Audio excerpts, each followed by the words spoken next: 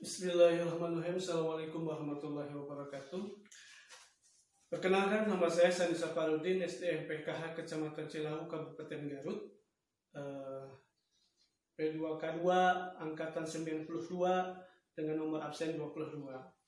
Kali ini saya akan mencoba mensimulasikan P2K2 yang berkaitan dengan modul 4 perlindungan anak, sesi 11 upaya pencegahan kekerasan dan perlakuan salah pada anak. Langkah kelima, pengertian kekerasan dan perlakuan salah. Poin ke-4 sampai poin ke-7. Selamat menyaksikan.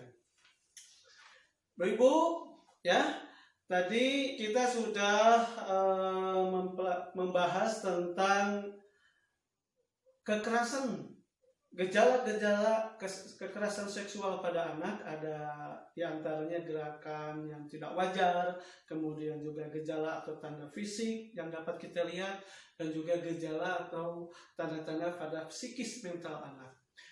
Sekarang kita mau ngobrol-ngobrol apabila ada keluarga atau anak kita, nauzubillah ya Bu ya, kira-kira apa sih yang akan Ibu lakukan? Silakan. Ya, Bu Ida, bagaimana Bu Ida? Tidak marah, betul apa yang disampaikan oleh Bu Ida, kita tidak perlu marah ya, karena justru itu dia adalah sebagai korban. Kemudian berikutnya ada lagi Ibu, silakan. Ya, tidak panik, betul Bu Iren. Terima kasih Bu Iren. Jadi kita tidak boleh panik ketika mendapati anak ataupun saudara kita yang mengalami kekerasan seksual. Berikutnya, barangkali masih ada yang mau menambahkan? Silahkan. Ya, Bu Epon, gimana Bu Epon? Apa yang harus dilakukan oleh kita ketika mendapati saudara kita, bahkan anak kita yang mendapati kekerasan seksual? Betul, peluk dia, katakan kepada dia bahwa kita sangat menyayangi, kita akan melindungi. Terima kasih Bu Epon ya, jawaban yang betul-betul harus betul-betul kita sampaikan kepada anak kita, saudara kita yang mengalami korban. Kemudian yang terakhir, apa lagi? Siapa? Oh, silahkan Bu Tuti. Menjadi pendengar yang baik. Betul Bu Tuti, terima kasih. Betul, ketika mendapati anak kita yang mengalami kekerasan seksual, kita menjadi pendengar yang baik. Baik Ibu, yang berikutnya kita akan coba simpulkan ya. Saya akan mencoba memasangkan flip chart 9 dan 10. Silahkan untuk Ibu bisa dilihat ke depan ya. Ini flip chart 9, kemudian flip chart 10. Flip chart dulu 9 dulu. Untuk flip chart 9, persilahkan untuk ibu-ibu yang berkenan membaca. Kita konsentrasi ke sini ya, konsentrasi dulu ke sini ya, silahkan. Bagaimana? Oh Bu Iren, silahkan bantu kita untuk baca ya, tanda-tanda terjadi kekerasan seksual. Betul. Kemudian dilihat dari gerakan tak wajar. Iya, betul. Pertama, kedua bahu terangkat sehingga menutupi leher. Ini gerakan refleks seseorang untuk melindungi tubuhnya. Betul ya, Bu Ren. Satu persatu saya akan coba bahas. Jadi memang badan kita ataupun ada gerakan refleks ketika ada seorang anak yang terkena menjadi korban kekerasan, termasuk diantaranya kekerasan seksual, secara refleks dia akan melindungi, seperti gambar di sini ya, seperti gambar anak yang murung, bahkan amat sangat sedih. Berikutnya Bu Iren, lanjutkan. Kepala tertunduk ke dalam. Ya, betul. Setelah kita simak, kita bisa perhatikan di gambar yang ada di sini. Kemudian apalagi Bu Iren? Kedua tangan dan kedua kaki menimpul erat. Nah, seperti halnya ini. Selanjutnya, lutut tertekuk ke dalam. Betul. Lanjutkan lagi Bu Iren. Tubuh menekuk, ya. Berikutnya mata berkedip-kedip, iya. Kemudian wajah pucat pasi, betul Bu Iren, dan lain-lainnya. Terima kasih Bu Iren yang telah membantu membacakan kesimpulan. Salah satunya dilihat dari gerakan-gerakan yang tak wajar. Ya, selanjutnya kita akan coba simpulkan gerakan ataupun tanda-tanda terjadi kekerasan seksual dilihat dari gejala fisik. Siapa yang mencoba? Oh, Bu Sumarni, silahkan Bu Sumarni. Yang pertama apa? sakit. Dilihat dari gejala fisik, satu, sakit jika memakai celana dalam dan mengeluh kesulitan atau kesakitan saat BAB dan BAK. Ya betul, Bu Sumarti. Ketika misal ada anak saudara kita yang mengalami sakit ketika menggunakan celana dalam, bukan berarti celana dalam yang sempit, tapi memang ada organ yang terganggu sehingga dia menyebabkan dia kesulitan dalam BAB, buang air besar ya Bu ya, BAK, buang air kecil. Selanjutnya kedua, cedera pada buah dada, bokong, perut, bagian bawah, paha, sekitar alat kelamin atau dubur. Ya, kemudian itu jelas sekali ketika ada sebuah memar ataupun hal-hal yang tidak aneh tidak pada fisik, ya, itu bisa jadi merupakan sebuah tanda kekerasan seksual. Yang ketiga, memar di bagian tubuh, barusan sudah disampaikan. Silakan. Gigi cedera atau tanggal saat pelaku menyergap dan memaksa korban merapat di dinding dan korban melawan. Itu berarti David Gibbons seorang peneliti bahasa tubuh. Betul Bu Sumarni, ya. Jadi mungkin saja ketika terjadi kekerasan, anak itu dipaksa kemudian ke tembok dengan dibenturkan dengan terjadinya kontak badannya dengan kena kepada benda tumpul atau benda keras sehingga terjadilah memar gitu kan. Kemudian rasa panas dan nyeri di area genital dan terasa sakit jika disentuh. Ya, area yang sensitif mungkin saja, sangat mungkin ketika terjadi kekerasan itu efek dampaknya itu menjadi kesakitan. Ya. Selanjutnya Bu Sumari diteruskan cara jalan yang tak wajar agak mengangkang. Itu sudah bisa kelihatan oleh Ibu kan ketika terjadi sebuah kekerasan mungkin dampaknya, pengaruhnya mungkin dari segi gerakan fisik dia akan sedikit mengangkang beda dari biasanya.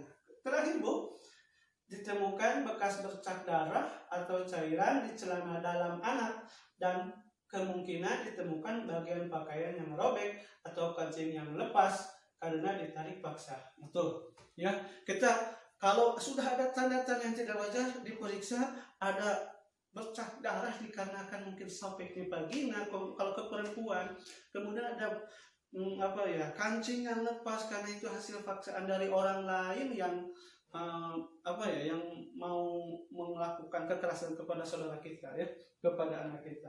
Terima kasih Bu Sumarni atas bantuannya membacakan kesimpulan mengenai kekerasan seksual dilihat dari segi fisik. Berikutnya satu lagi. Siapa? Oh, iya, Bu Suwasti. Silakan Bu Suwasti.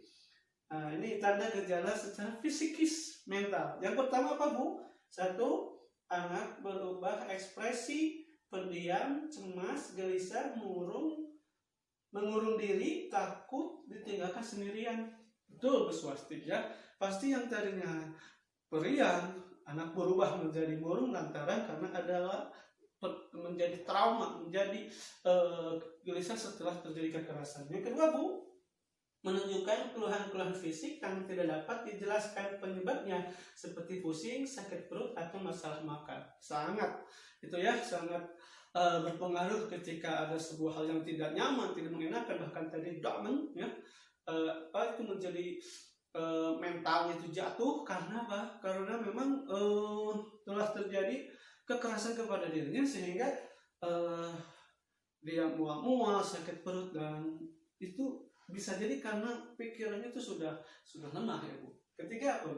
Sulit tidur dan mimpi buruk diikuti mengigau. Sepertinya kita kalau suatu saat mengalami kejadian yang mengerikan, bisa menakutkan, ketemu dengan binatang, biasanya ke bawah mimpi, ya Bu ya.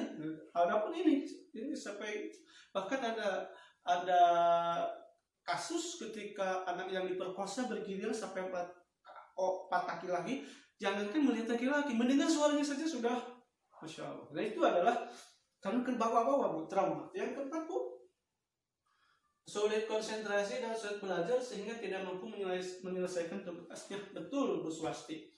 Ya, karena pastilah kalau sudah mentalnya terganggu, jangankan untuk belajar, untuk dia ngobrol saja dengan kita bakalan relatif sulit sebelum direhabilitasi, sebelum kita ditenangkan dan dibantu untuk memulihkan mentalnya. Kelima, terakhir Bu, perilaku kemunduran, mengisap ibu jari, kemunduran, kemampuan bicara, ngumpul. Ini juga sama, karena timbul sebagai bentuk dampak dari mental yang terganggu. Yang tadinya tidak ngumpul, jadi ngumpul. Kemudian mengisap ibu jari, kemudian dari segi bicaranya karena terbayang-bayang sehingga tidak normal seperti biasanya. Baik, Ibu, terima kasih ya Bu tadi yang sudah membacakan, Bu Sumarni, Bu Iren, kemudian juga Bu Swasti, dari 3 tanda kekerasan seksual secara gerakan tak wajar, secara fisik, kemudian secara psikis sudah kita bahas ya. Selanjutnya Bu, apa sih kira-kira yang akan Ibu lakukan apabila, maaf sekali lagi mengulang hal yang tidak kita harapkan kekerasan seksual itu terjadi? Ya, Bu Ida gimana? Betul, kita perlu kita katakan bahwa kita sayang kepada anak kita dan kita akan senantiasa menjaga. Betul, terima kasih Bu Ida ya. Kemudian berikutnya barangkali ada menambahkan? Betul tadi ya, Bu Tuti, tidak panik, tidak marah. Betul. Oke, satu lagi barangkali ya Bu Aten. Ia itu melaporkan ke Pak polisi atau pihak yang berwenang. Ya, selain daripada itu, selain kita melaporkan, kita juga ikut membawa ke lembaga ataupun tempat rehabilitasi. Ya, untuk lebih jelasnya kita simak Pipcat 12 itu ya. Pipcat 12. Oke. Kita cabut sampai sini. Kita konsentrasi. Ya, silakan Bu Ibu, saya minta bantuannya barangkali ada yang berkenan untuk membacakan kesimpulan yang ada di Pipcat 12 ya. Ya Bu Yani, bagaimana Bu Yani? Sikap dan perilaku orang tua jika anak mengalami gejala-gejala kekerasan seksual. 1. Tidak panik, tidak marah. Betul, tadi seperti apa yang disampaikan oleh Bu Ida. Kemudian peluklah anak erat-erat untuk menunjukkan bahwa Anda sangat menyayangi mereka. Jelas, kita bangkitkan, kita yakinkan bahwa kita ada bersama anak kita, khususnya mereka yang mengalami kekerasan seksual. Ketiga Bu, sampaikan bahwa tidak ada satu orang pun yang boleh menyakiti mereka dan apapun yang terjadi akan tetap memberikan perlindungan. Jelas, katakan kepada mereka dengan ucapan, dengan perbuatan kita bahwa kita siap melindungi anak kita. Yang keempat Bu, jadilah pendengar aktif tentang cerita dan pendapatnya. Ya, bagaimana kita mau memberikan keyakinan kepada anak, kita akan melindungi anak kita kalau kita tidak menjadi pendengar yang baik. Ya, selanjutnya Bu, yang kelima, mintalah pertolongan ahli atau lembaga layanan. Itu jelas ya.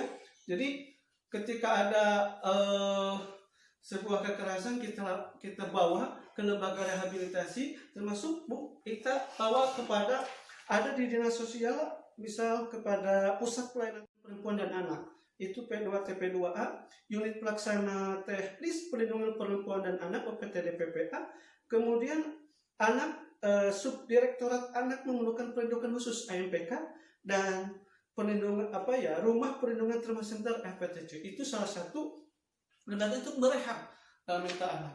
Dan jangan lupa kita bisa membawa ranah ketika terjadi sebuah kekerasan kepada KPAI, Komisi Perlindungan Anak Indonesia, Komnas HAM, kemudian LPSK. Ketika kita takut untuk bersaksi sebagai korban, ada lembaga perlindungan saksi dan korban dibarengi dengan LBH Hukum Indonesia. Ya, terakhir sebelum itu, setelah ke lembaga baru kita lapor ke polisi, kepada pihak yang berwenang ya. Baik, saya ucapkan sekali lagi terima kasih kepada ibu-ibu yang sudah ikut bersama-sama memberikan pendapatnya, sama-sama membantu membacakan cerita kita.